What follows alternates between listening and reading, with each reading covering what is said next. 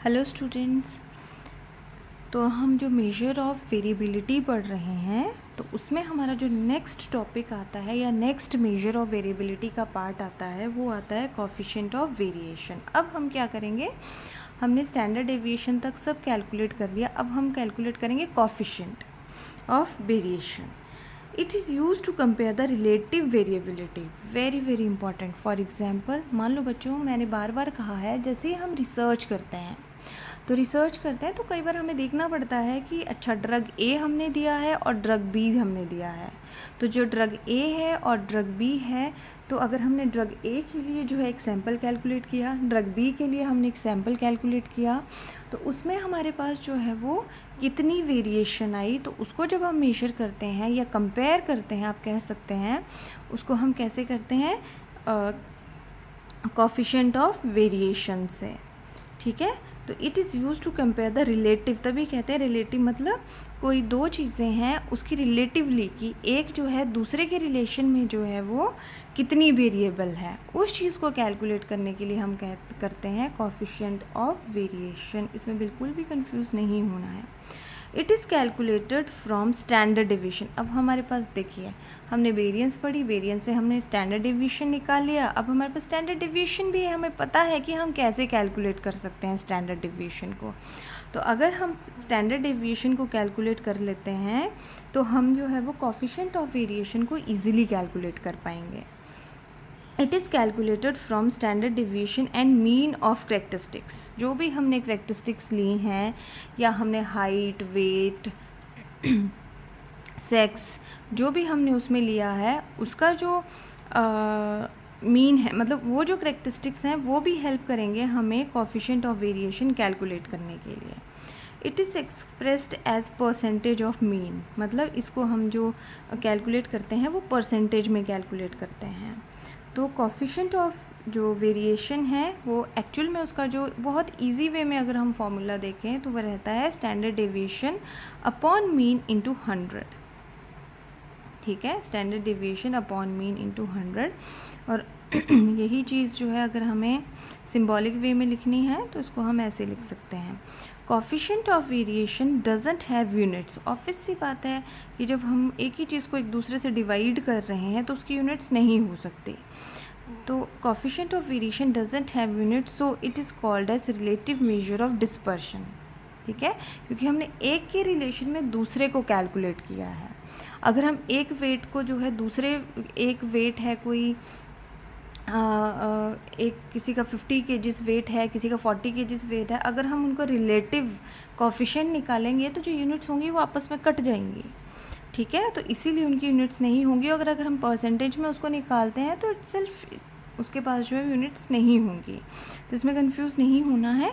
Relative measure of dispersion, coefficient of variation doesn't have unit, so it is called as relative measures of dispersion. इसीलिए जो भी हम relative कोई चीज़ निकालेंगे तो उसमें जो है वो यूनिट्स नहीं रहेंगी। More the coefficient of variation more the variability. ठीक है, जितना ज़्यादा हमारा जो है वो CV आएगा, कोफिशिएंट ऑफ वेरिएशन आएगा, उतना ज़्यादा दो सैम्पल्स में या दो रिलेटिव जो भी हमारे पास मेजरमेंट्स हैं उनमें जो वेरिएशन आएगी, जो वेरिएबिलिटी आएगी वो ज़्यादा होगी। ठीक है, it is use to compare variability of one character in the different groups having different magnitude of value. अभी मैंने आपको कहा कि एक करेक्टर वेट हमने देखा, उसकी हमारे पास 2 डिफरेंट ग्रुप थे, हमारे पास 50 किलो था, हमारे पास 40 किलो था, और डिफरेंट मैग्नीट्यूड थे, तो हम उसको जो है कंपेयर कर रहे हैं। ठीक है, उस वेरिएबिलिटी को जो अब हमने वेरिएबिलिटी तो मिल चुकी है, उसको जब हम रिलेटिव मतलब एक दूसरे के साथ कंपेयर करेंगे, क्योंकि वेरिएबिलिटी तो हमने स्टैंडर्ड डेविएशन से कैलकुलेट कर ली, तो उस वेरिएबिलिटी को देखने के लिए कि दो सैम्पल्स में कितनी वेरिएबिलिटी है उसको जो है हम कोफिशिएंट ऑफ वेरिएशन से कैलकुलेट करते हैं। और 2 करेक्टर्स इन, अब देखो एक करेक्टर था, 2 वैल्यूज़ थी उसकी, अब क्या आ गया, 2 करेक्टरिस्टिक्स हैं, 2 characters in same group by expressing in percentage. मतलब अब एक ही ग्रुप में 2 करेक्टरिस्टिक्स हैं, उसको अगर हमने कैलकुलेट करना है, उसका कोफिशिएंट ऑफ वेरिएशन कैलकुलेट करेंगे तो हमें पता चलेगा कि उसमें कितना जो है वो एक दूसरे से जो है वो वेरिएबल हैं। It has all the merits of ideal measure of dispersion. जो जैसे हमने स्टैंडर्ड डिवीजन की मेरिट्स पढ़ी थी तो हमारे पास बहुत ज़्यादा मेरिट्स थी, वो हमारे पास एक स्टैंडर्ड था, एक सबसे अच्छा मेजर था कैलकुलेट करने का वेरिएबिलिटी को। वैसे ही इसमें जो है it has all the merits of ideal measure of dispersion. तो इसमें देखते हैं हम 2 treatments A and B are tested on 10 patients each. The data of recovery time of treatment is given below. Find which treatment is more consistent. तो देखो हमने पीछे formula में पढ़ा था, ये सिंपलेस्ट वे है, सबसे सिंपल वे है इसको कैलकुलेट करने का।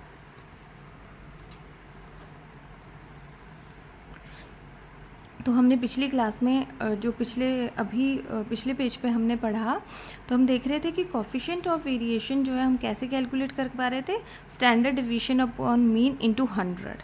तो देखिए यहाँ पे इन्होंने जो है वो जो क्वेश्चंस पुट किए हैं उसमें हमने उन्होंने जो है हमें एक्स बार की वैल्यू भी दी है और स्टैंडर्ड डिवीजन भी हमें जो है वो उन्होंने दे रखा है, किसमें, ट्रीटमेंट में ही। ये उन्होंने हमें क्वेश्चन में ही दे के रखा है कि ए जो है उसका मीन 8 है, बी जो है उसका 10 है, ठीक है, और जो स्टैंडर्ड डिवीजन है वो 2 है और 3 है, ठीक है। तो 2 ट्रीटमेंट्स हैं A and B are tested on 10 patients, मतलब मैक्सिमम जो थे वो 10 पेशेंट्स थे। The data of recovery time of, मतलब टोटल पेशेंट जो थे वो 10 थे, ठीक है, इसमें कंफ्यूज नहीं होना है बच्चों, टोटल पेशेंट हमने 10 ही लिए।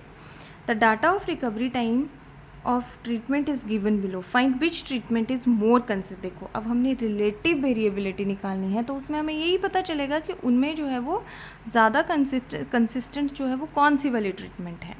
तो जो हमने ट्रीटमेंट किया तो जो हमने मीन निकाला तो ए का मीन हमारे पास कैलकुलेट करके आया था 8, बी का आया था 10, मतलब ये इन्होंने हमें कैलकुलेटर दिया है सिंपल कि हम कोफिशिएंट ऑफ जो वेरिएशन है उसको इजीली कैलकुलेट करें, और स्टैंडर्ड डिवीजन उन्होंने हमें ए की 2 दी थी और बी की 3 दी थी। तो जब हमने अपना फार्मूला पुट किया फॉर द ट्रीटमेंट ए तो हमने देखा कि जो फार्मूला है स्टैंडर्ड डिवीजन 2 अपॉन मीन, तो standard division 2 upon mean into 100।